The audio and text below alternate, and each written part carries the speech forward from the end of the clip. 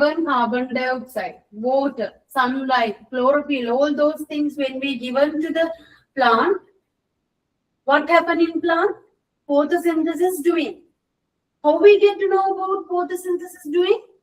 When the photosynthesis is doing, they're producing glucose and oxygen. If we are not providing those things, now then, we are not providing one factor out of these four factors. We are not providing one. Then you might have a problem. Then without that factor, do they doing photosynthesis or not? You might have a problem. Am I correct? Yes. So that is why we are going to do the test. Clear? So what we are going to do, we are going not providing one factor and testing whether the photosynthesis occurred or not. Yes. How are we going to clarify whether there is a photosynthesis occurred or not? How are you going to clarify?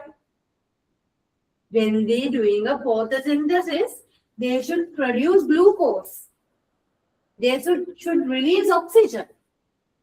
If they are not producing glucose, means they are not doing photosynthesis. They are not releasing oxygen, means they are not doing photosynthesis. Okay? Then what under the practicals we are going to do? We are not providing one factor. Without providing that factor, we are going to test whether there is a glucose producing or not. Based on glucose producing, we are not providing that factor. However, the photosynthesis is occurred, there should be a glucose. Understand? Clear? Excuse me, ma'am. Yes. I have a small doubt. Yeah, you can ask. Ma'am, when photosynthesis, can we see that glucose? Yeah, we can. That why we are going to do this test. Okay? Okay. Yes, we can observe. By using indicators, we can observe how they producing glucose. So how are you going to identify the starch is present or not during the photosynthesis? So we are going to clarify it by the first test. Second test is the procedure, how we going to do this practical. What we are going to do is, we need to take a leaf, that leaf without any disease. Whether inside of the leaf, glucose present or not. So when you take a leaf, so by the photosynthesis, they're producing glucose, they're depositing the glucose inside of their plant leaf. So if the glucose is present inside of the leaf, so when you add iodine, you know, the iodine, the color is brownish color. That iodine color gets changing into the purple because of the glucose or starch. What is the color change? When there is a glucose, the brownish color iodine need to change its color to purple. Now think, if there is not glucose, there is no glucose. That means it's not giving color change. It's remaining the same brown color. Have you cleared this? Then how are you going to easily do this? Then you might having a problem, right? So why we should have to follow that much of a complex steps? Can't we take leaf and add some iodine into the leaf? When you add iodine, it's not giving the color. And we can add iodine, but it's not going to, if there's a starch present, it's not going to give a color. What is the reason? Because chlorophyll present. When the chlorophyll, the green color, because of the chlorophyll, overall plant leaf is in green color. When it is in green color, when you add iodine, can you see the color change into purple or dark purple? No. Because of the green color, you can't observe the color change properly. Then what you should have to do this? First, you need to remove the chlorophyll. Otherwise, you can't observe the color change. How to remove the chlorophyll? What is the reason behind removing chlorophyll? Can you remove the chlorophyll?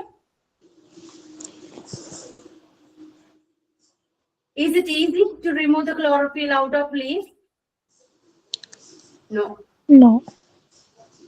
it's not easy. Why it's not easy? Where is the chlorophyll? Where is the chlorophyll? Where is it of plant cell? You know the plant cell, right? Okay. So when you take this is plant cell, inside of the plant cell, the chlorophyll presents. Okay. So can you remove this chlorophyll out of this plant cell? No, because there's a wall. Okay. So there's a wall. This wall we know as cell wall. Cell wall, because of the cell wall, it's the chlorophyll inside of the cell covered by the cell wall. So it's like a wall around it. It's protecting and it's not allowing to take out any organ inside of the plant cell. Then first, how are you going to do? Now think, this is a normal wall around inside of there's a ground. You need to take out something from this property. What you have to do, you need to break this wall. Otherwise, can you take it out? No. You need to break this wall. Or you need to inactive this wall. How to inactive this cell wall? There's we can do a one step for that. We can inactive this cell wall by boiling it. When we boiling it for 20 minutes, leave this cell wall get inactive. Then we can take out the chlorophyll out and we can clear the chlorophyll. We can remove the chlorophyll away. After that, can we add iodine? Yes, we can. We can add iodine and we can observe the observation. Let's go to the practical then. Need a leaf, boiling water, alcohol, iodine solution, test tube, spirit lamp.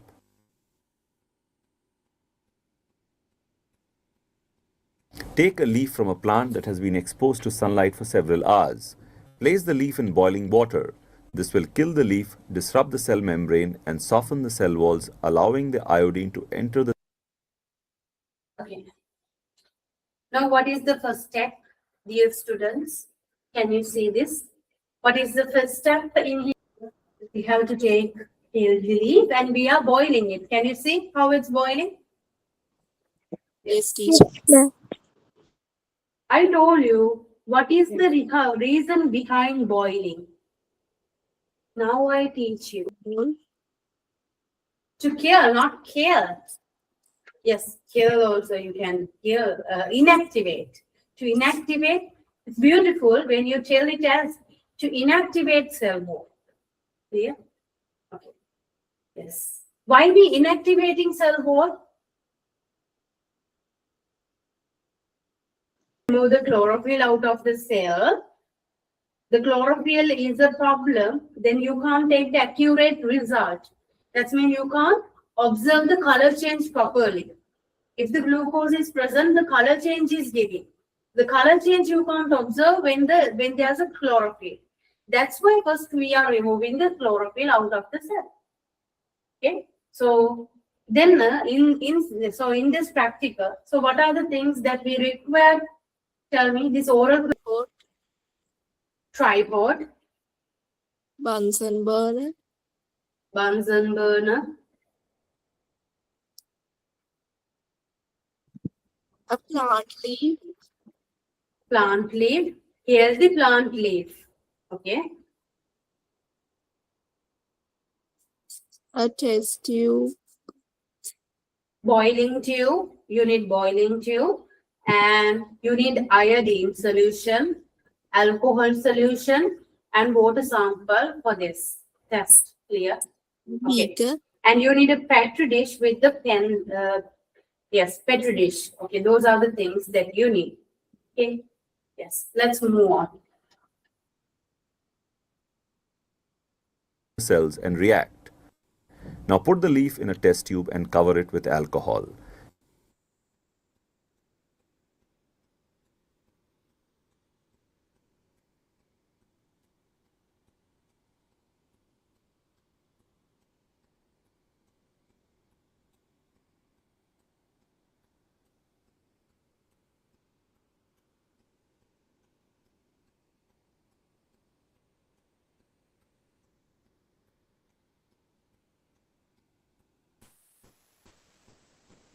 keep the test tube in the boiling water.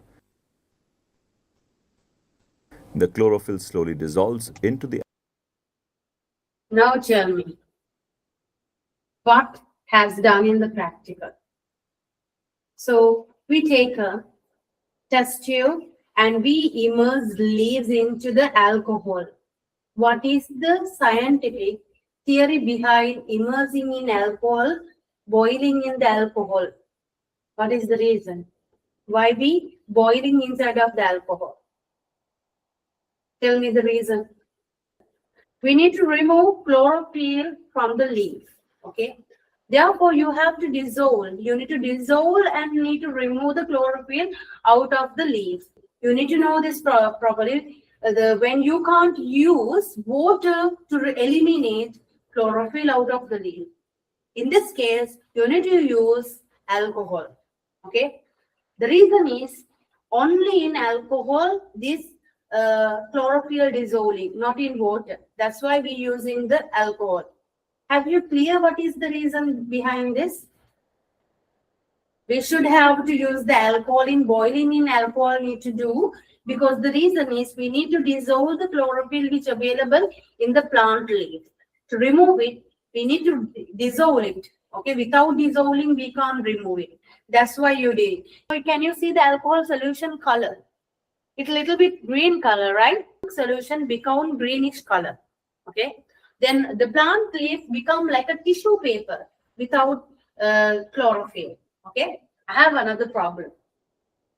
Most of the examiners asking this critical problem. Why you inserting this alcohol with the test tube into the water bath that we know as water bath? Okay. Water bath means when you keep the container beaker on the tripod and when you heat it. So this is a one type that we are heating the containers. Okay. So this we know as water bath. By immersing inside of the water bath, only we are going to heat this alcoholic test tube. What is the reason why we using the specially water bath to heat this alcoholic test tube? Give me the reason. You know, the alcohol boiling point. Because it's gonna catch fire.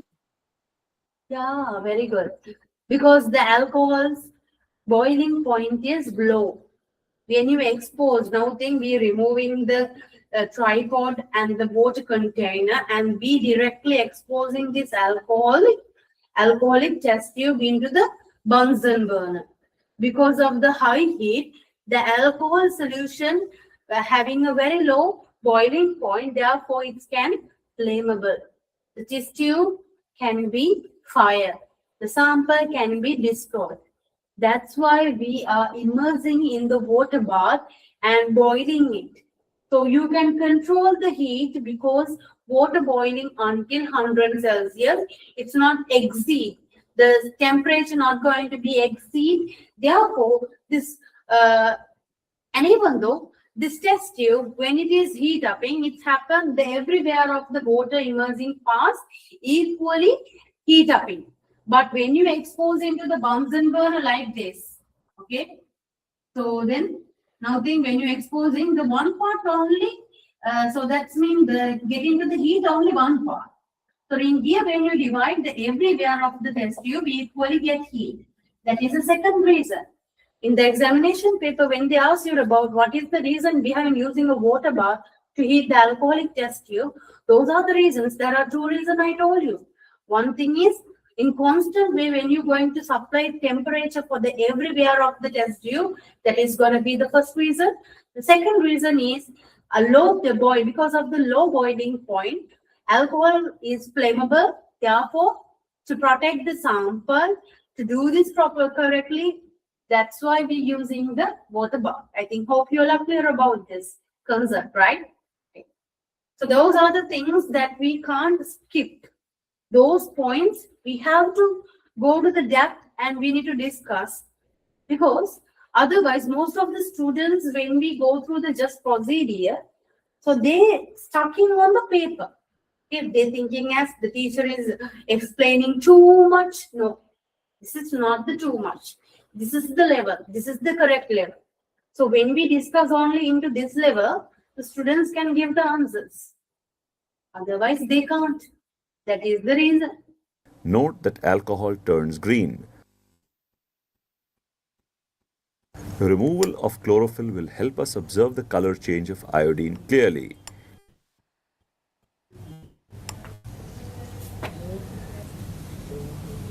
Place the Okay, can you bleached leaf in a see? petri dish. This color, it's already removed the chlorophyll. Yeah. Then in here, can you see there are remaining chlorophyll parts also there. It's not like a tissue paper. There are remaining chlorophylls are available on the surface. Therefore, what the reason is, in this video, they skip one part is you have to allow this leaf into the flowing water. Flowing water, and you have, by using a fingertip, you need to clear the surface. Okay, so when you clear the surface by using a fingertip without forcing on the leaf, then the chlorophyll which contaminate on the surface is eliminating with the moving from the flowing water. Okay, so that is the thing. Then it's become clear, and the further chlorophyll also removing out, because all those things already came out. You should have to remove a little bit because it's already contaminated on the surface. Then you could take tissue paper like a, then when you add iodine, you know the usual color of the iodine you've seen, the brownish color, pearl brown color. Okay, the real color of the iodine. Okay, when you add the iodine into the solution, you could observe what is the observation. Let's see the observation now.